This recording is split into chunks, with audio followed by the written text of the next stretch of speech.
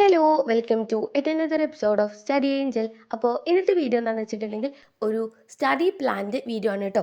അപ്പോൾ എന്തായാലും നമ്മുടെ ചാനലിൽ നമ്മൾ മുന്നൊരു സ്റ്റഡി പ്ലാൻ അപ്ലോഡ് ചെയ്തിട്ടുണ്ടായിരുന്നു. അപ്പോൾ ആ ഒരു സ്റ്റഡി പ്ലാൻ അത്യാവശ്യം ഒരു ഹാർഡായിട്ടാണ് എനിക്ക് ഫീൽ ചെയ്തിട്ടുണ്ടായിരുന്നത് കേട്ടോ. എന്താണെന്ന് വെച്ചിട്ടുണ്ടെങ്കിൽ നമ്മൾ സാറ്റർഡേയിലും അതുപോലെ തന്നെ സൺഡേയിലൊക്കെ 2 ചാപ്റ്റേഴ്സ് വീതമൊക്കെ കൊടുത്തിട്ടുണ്ടായിരുന്നു. പക്ഷേ എന്താ പ്രശ്നമെന്ന് വെച്ചിട്ടുണ്ടെങ്കിൽ നമുക്ക് ഈ ഒരു സാറ്റർഡേയിലും സൺഡേയിലൊക്കെ നോട്ട് കംപ്ലീറ്റ് ആക്കൽ, അതേപോലെ തന്നെ ചില അസൈൻമെൻറ്റുകൾ, അങ്ങനെയുള്ള സംഭവങ്ങളൊക്കെ ഉണ്ടാവും. അപ്പോൾ എന്തായാലും അതിനോട് കൂടെ തന്നെ ഈ ഒരു 2 ചാപ്റ്റേഴ്സ് പഠിക്കുക. പിന്നെ ഒരു പക്ഷേ നമുക്ക് ആ ഒരു വീക്കിൽ എല്ലാ ദിവസവും 1 ചാപ്റ്റർ പഠിക്കുക എന്ന് പറയുന്നത് ചില ദിവസങ്ങളിൽ നമുക്ക് എന്തെങ്കിലും കാരണം കൊണ്ട് നമുക്ക് പറ്റിയിട്ടുണ്ടാവില്ല, എന്തെങ്കിലും ഒരുപാട് എഴുതാനൊക്കെ ഉണ്ടാവുക, അങ്ങനെയൊക്കെ ചെയ്തിട്ട്. അപ്പോൾ എന്തായാലും അതൊക്കെ നമുക്ക് ഇവിടെ കംപ്ലീറ്റ് ചെയ്ത് ആ ഒരു വീക്ക് കംപ്ലീറ്റ് ചെയ്ത് പോകാനുള്ള സമയം എന്ന് പറയുന്നത് ഈ സൺഡേയും സാറ്റർഡേ ആണല്ലോ. അപ്പോൾ എന്തായാലും ആ ഒരു സമയത്ത് ഒരു പക്ഷേ നമുക്ക് 2 ചാപ്റ്റേഴ്സ് ഒന്നും പഠിച്ച് മുന്നോട്ട് പോകാൻ വേണ്ടിയിട്ട് പറ്റില്ല.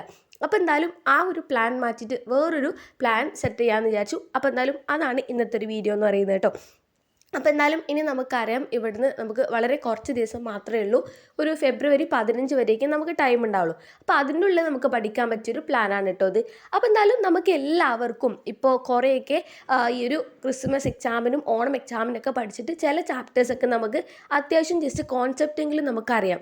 അപ്പോൾ ആ ഒരു ചാപ്റ്റർ നിങ്ങൾ ഇതുപോലൊരു കോൾ ഉണ്ടാക്കിയതിന് ശേഷം ഒന്നാമത്തേൽ നമ്മൾ ചാപ്റ്ററിൻ്റെ നമ്പർ കൊടുക്കുക. അതിനുശേഷം ലേണ്, റിവിഷൻ ആൻഡ് ക്വസ്റ്റ്യൻസ് ഇങ്ങനെ എഴുതിയിട്ട് ഒരു ടാബിൾ നമ്മൾ ഉണ്ടാക്കുക. എന്നിട്ട് ഒന്നാമത്തെ കോളത്തിൽ ആ ചാപ്റ്ററിൻ്റെ നമ്പർ ഓരോ സബ്ജക്റ്റിനും ഇതേപോലെ ഉണ്ടാക്കണം. എന്നിട്ട് ഒന്നാമത്തെ കോളത്തിനകത്ത് ആ ചാപ്റ്ററിൻ്റെ നമ്പർ എഴുതുക. എന്നിട്ട് നിങ്ങൾക്കത് ജസ്റ്റെങ്കിലും അറിയോ എന്നുള്ളത് ടിക്കിട്ട് കൊടുക്കാം. പിന്നെ അത് റിവിഷൻ നടത്തിയിട്ടുണ്ടോ ഉണ്ടെന്നുണ്ടെങ്കിൽ ടിക്കിടുക.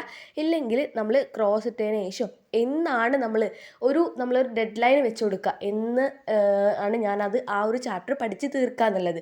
പിന്നെ അതിലെ ക്വസ്റ്റ്യൻസ് നമ്മൾ ചെയ്ത് നോക്കിയിട്ടുണ്ടോ, വർക്കൗട്ട് ചെയ്തിട്ടുണ്ടെന്നുണ്ടെങ്കിൽ ടിക്കിടുക. ഇല്ലയെന്നുണ്ടെങ്കിൽ നമുക്ക് അവിടെയും തെറ്റിട്ട് കൊടുക്കാം കേട്ടോ. ഇങ്ങനെ ഓരോ സബ്ജക്റ്റും നമ്മൾ ചെയ്യണം. ആ ഒരു സമയത്ത് നമുക്ക് മനസ്സിലാവും നമുക്കിനി എത്രത്തോളം പഠിക്കാനുണ്ട് എന്നുള്ള കാര്യം. അപ്പോൾ ഏകദേശം ഒരു 30 ചാപ്റ്റർ 35 ചാപ്റ്ററൊക്കെ ആയിരിക്കും ഏകദേശം എല്ലാവർക്കും വരുന്നുണ്ടാവുക. പിന്നെ റിവിഷനും ക്വസ്റ്റ്യൻസൊക്കെ ഏകദേശം അത്യാവശ്യം വരുന്നുണ്ടാവും. അപ്പോൾ ക്വസ്റ്റ്യൻ ചെയ്യലൊക്കെ നമുക്ക് എന്തായാലും ആ ഒരു നമ്മുടെ പബ്ലിക് എക്സാമിൻ്റെ ഇടയ്ക്ക് നമുക്ക് കിട്ടുന്ന ആ ഒരു ലീവിലൊക്കെ നമുക്ക് ചെയ്ത് തീർക്കാൻ വേണ്ടിയിട്ട് പറ്റുന്നതായിരിക്കും. റിവിഷൻ എന്ന് പറയുന്നത് നമ്മൾ ഏകദേശം ഒരു ഫെബ്രുവരി ഒരു 5 മുതൽ അവിടെ നിന്ന് അങ്ങോട്ടൊക്കെ നമ്മൾ തുടങ്ങേണ്ടി വരും കേട്ടോ. അപ്പോൾ എന്തായാലും നമുക്ക് ഒരു ചാപ്റ്റർ ഒരു പ്രാവശ്യം വായിച്ചെന്ന് വിചാരിച്ച് നമുക്ക് എല്ലാം കൂടെ അപ്പോൾ നമുക്ക് എക്സാമിന് ഓർമ്മ കിട്ടണമെന്നില്ല. കാരണം നമുക്ക് ഏകദേശം ആ ഒരു ഫെബ്രുവരി 15 കഴിഞ്ഞ ഉടനെ തന്നെ നമുക്ക് നമ്മളെ മോഡൽ എക്സാം വരുന്നുണ്ടല്ലോ. അപ്പോൾ എന്നാലും അപ്പോൾ അതിന് വേണ്ടിയിട്ടൊരു പ്രിപ്പറേഷൻ എന്നുള്ള രീതിക്ക് നമുക്ക് നമ്മുടെ റിവിഷനും ആ ഒരു സമയത്തിനുള്ളിൽ നമുക്ക് തീർക്കണം കേട്ടോ. അപ്പോൾ എന്തായാലും നമുക്ക് അതിൻ്റെ ഇടയ്ക്കൊക്കെ നമ്മുടെ സീനിയേഴ്സിൻ്റെ പ്രാക്ടിക്കൽ എക്സാം അങ്ങനെയുള്ള കുറച്ച് കാര്യങ്ങളൊക്കെ ആയിട്ട് ഇടയ്ക്ക് ലീവ് കിട്ടാൻ വേണ്ടിയിട്ട് ചാൻസ് ഉണ്ട്. അപ്പോൾ ആ ഒരു ലീവൊക്കെ നമ്മൾ അടിപൊളിയായിട്ട് യൂസ് ചെയ്യുകയാണെന്നുണ്ടെങ്കിൽ നമുക്ക് ഈ ഒരു പ്ലാനൊക്കെ നല്ല രീതിയിൽ തന്നെ വർക്കൗട്ട് ചെയ്ത് മുന്നോട്ട് കൊണ്ടുപോകാൻ വേണ്ടിയിട്ട് പറ്റും കേട്ടോ. അപ്പോൾ എന്തായാലും ഇപ്പോൾ ഈ ഒരു കഴിഞ്ഞ സാറ്റർഡേയും സൺഡേ എനിക്ക് ജലദോഷവും ചെറുതായിട്ട് പനിയൊക്കെ ഉണ്ടായിരുന്നു. അപ്പോൾ അതുകൊണ്ട് തന്നെ നല്ല രീതിക്കൊന്നും അങ്ങനെ പഠിക്കാനൊന്നും പറ്റിയിട്ടുണ്ടായിരുന്നില്ല. അപ്പോൾ എന്തായാലും ഇതുപോലെയുള്ള അസുഖങ്ങളും കാര്യങ്ങളൊക്കെ നമുക്ക് ഇടയ്ക്ക് വരാൻ ചാൻസ് ഉണ്ട്. അപ്പോൾ എന്തായാലും അതെല്ലാം മുന്നിൽ കണ്ടിട്ട് വേണം നമ്മൾ ഈ ഒരു പ്ലാന് റെഡിയാക്കാൻ വേണ്ടിയിട്ട് കേട്ടോ. അപ്പോൾ ഇനിയുള്ള ദിവസങ്ങളിൽ ഒരു ചാപ്റ്ററെങ്കിലും ഓരോ ദിവസവും പഠിച്ചിട്ട് വേണം എല്ലാവരും മുന്നോട്ട് പോകാൻ വേണ്ടിയിട്ട്.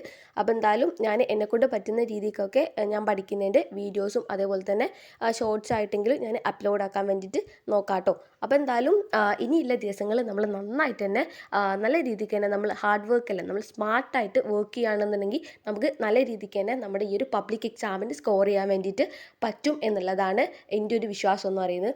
അപ്പോൾ എന്തായാലും എല്ലാവരും നല്ല രീതിക്ക് തന്നെ ഈ ഒരു പ്ലാൻ ആയാലും മറ്റുള്ള എല്ലാ സംഭവങ്ങളും നിങ്ങളൊരു രീതിക്ക് നിങ്ങൾക്ക് ഏതാണ് കംഫർട്ടായിട്ടുള്ളത് അപ്പോൾ അതുമായിട്ട് നല്ല രീതിക്ക് തന്നെ മുന്നോട്ട് പോകാൻ വേണ്ടിയിട്ട് നോക്കാം കേട്ടോ. അപ്പോൾ എന്തായാലും ഒരിക്കലും നമ്മൾ ഓരോ ചാപ്റ്റേഴ്സും വെറുതെ കാണാണ്ട് പഠിച്ച് മുന്നോട്ട് പോകരുത്. ഓരോ ചാപ്റ്ററിലും എന്താണ് പറയുന്നത് എന്നുള്ള ആ ഒരു കോൺസെപ്റ്റ് മനസ്സിലാക്കിയിട്ട് വേണം കേട്ടോ മുന്നോട്ട് പോകാൻ വേണ്ടിയിട്ട്. ഇപ്പോൾ നിങ്ങൾക്ക് പെട്ടെന്ന് തന്നെ പഠിച്ച് തീർക്കണമെന്ന് പറഞ്ഞിട്ട് ഇങ്ങനെ എല്ലാം കൂടെ ബൈ ഹാർട്ടാക്കിയിട്ട് പഠിക്കുകയല്ല വേണ്ടത്. ആ കോൺസെപ്റ്റ് എന്താണ് ഓരോ ചാപ്റ്ററിൽ പറയുന്നതെന്ന് ക്ലിയർ ആക്കിയിട്ട് മുന്നോട്ട് പോകുന്നതായിരിക്കും നല്ലത്. കാണാൻ പഠിക്കുകയാണെന്നുണ്ടെങ്കിൽ നമുക്ക് എക്സാമിന് ഒരു പക്ഷേ അത് ഓർമ്മ കിട്ടണമെന്നില്ല. പിന്നെ കോൺസെപ്റ്റ് മനസ്സിലാക്കിയിട്ടുണ്ടെന്നുണ്ടെങ്കിൽ നമുക്ക് നമ്മുടെ വേർഡ്സിലെങ്കിലും അതിൽ പേപ്പറിൽ നമുക്ക് എഴുതാൻ പറ്റുന്നതായിരിക്കും.